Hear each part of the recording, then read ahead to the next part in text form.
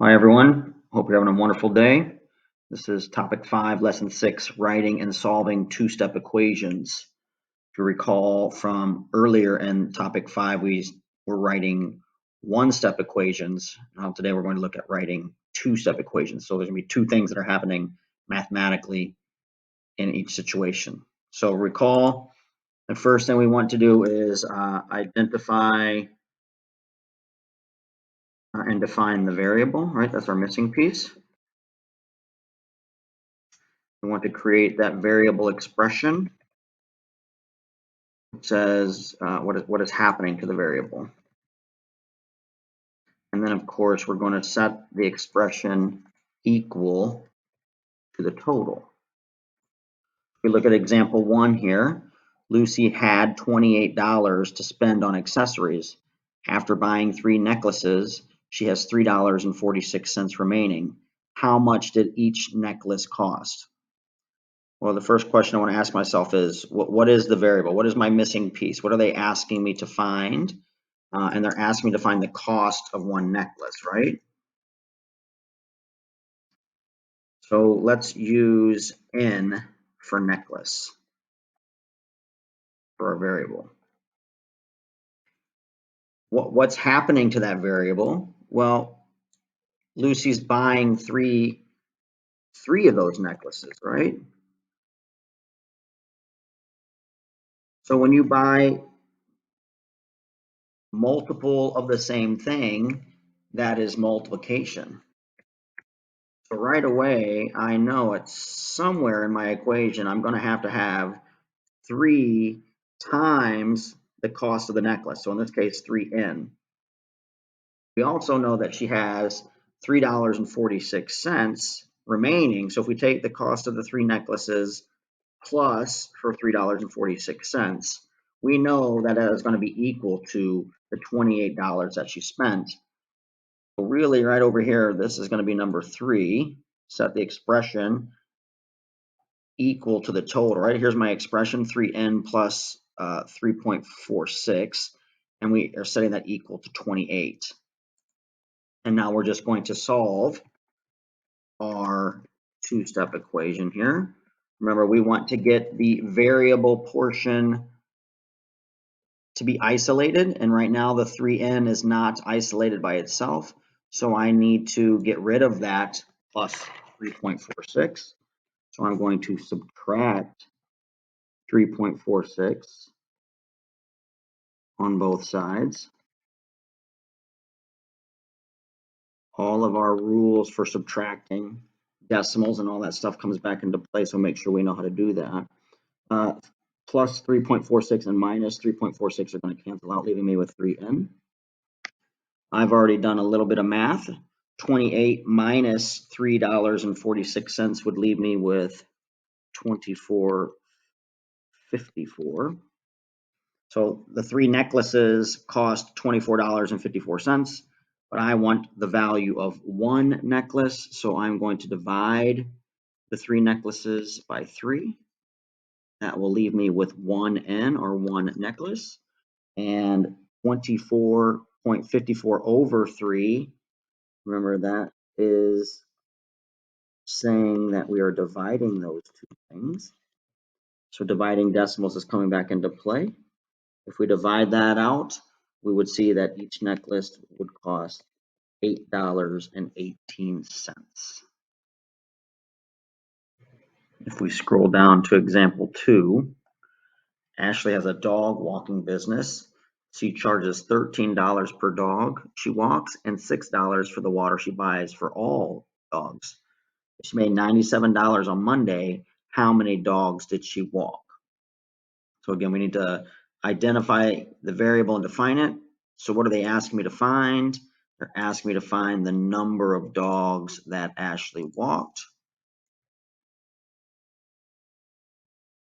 So I'm just going to use D for dog, I think. And again, we know that she gets $13 per dog, so that's $13 for each dog. So again, that is a multiplication situation. So I know that it's going to be 13 times the number of dogs that she walked. So we'll go ahead and put this here. So that's 13D. Plus she spends the $6 for the water. And we know that the total is $97, right? So the variable expression is 13D plus 6. And we're setting that equal to the total of 97. And then we're going to go ahead and solve that equation. Remember, we want to get the 13D, the variable part of the equation by itself. So when I look at this, I can see that 13D plus 6 means I'm going to do minus 6 on both sides to keep things balanced.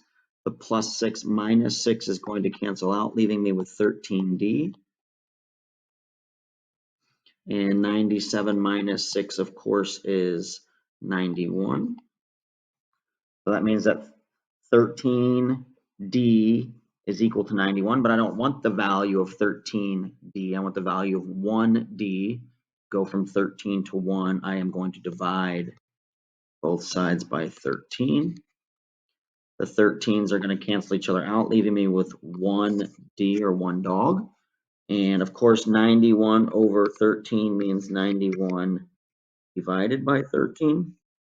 Basic long division would show me that that is equal to 7. So I know that Ashley walked 7 dogs on Monday.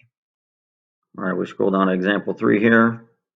Something that's going to happen to you guys at some point. You will hopefully be purchasing a car when you get of age. So Elijah bought a new car for $35,000. He paid $5,000 up front and then paid $600 per month. How many months will it take Elijah to pay off the car? So again, first thing I want to think about is, what is my variable? What is my unknown? And my unknown is the number of months that it's going to take Elijah to pay off the car. So I'm just going to use M for months. What's happening in that variable? Elijah, he's paying $600 per month. Right? When you are repeatedly doing the same thing over and over again in the math world, that can be considered repeated addition, which is going to be multiplication. So I know we're going to have some multiplication in this example. So we're going to have $600 times the number of months. We already know they put in $5,000, and we know that the total was $35,000. So the variable expression is 600M plus 5,000, and we're setting that equal to the total, which was $35,000 for the car. So that is our equation that we need to solve. So come over here. We've got 600M plus the 5,000 equals 35,000. I want to get that variable portion of the equation by itself. So the 600M, I see plus 5,000. So I am going to take away 5,000 on the left side. I'm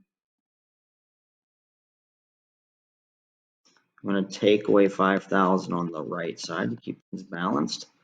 5,000 minus 5,000 is going to cancel out, leaving me with 600M. And on the right side, 35,000 minus 5,000 is going to leave me at 30,000. 600M is equal to 30,000. I don't want the value of 600M. I want the value of 1M.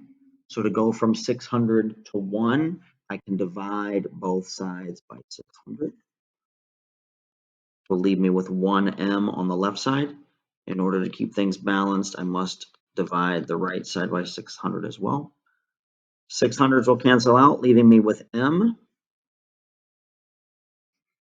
On the right-hand side, we have 30,000 over 600, which of course we should recognize now as 30,000 divided by, that is bad, divided by 600.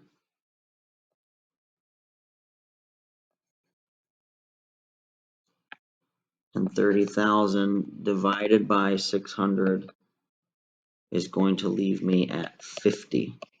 So it's going to take 50 months for Elijah to pay off his new car. And each of those 50 months, he's going to have to pay $600 a month. It's a lot of money. It's a lot of time.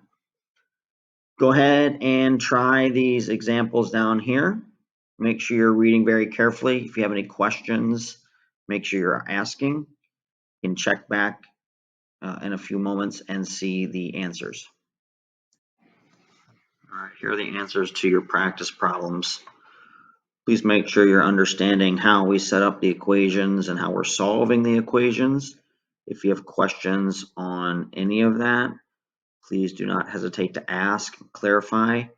I do know that this is going to be a big topic for when we do our iLearn testing. Algebra is always one of the topics that gets hit the most. So make sure we're understanding what's happening. Make sure we know how to solve these types of equations. And if you have any questions, please make sure you ask.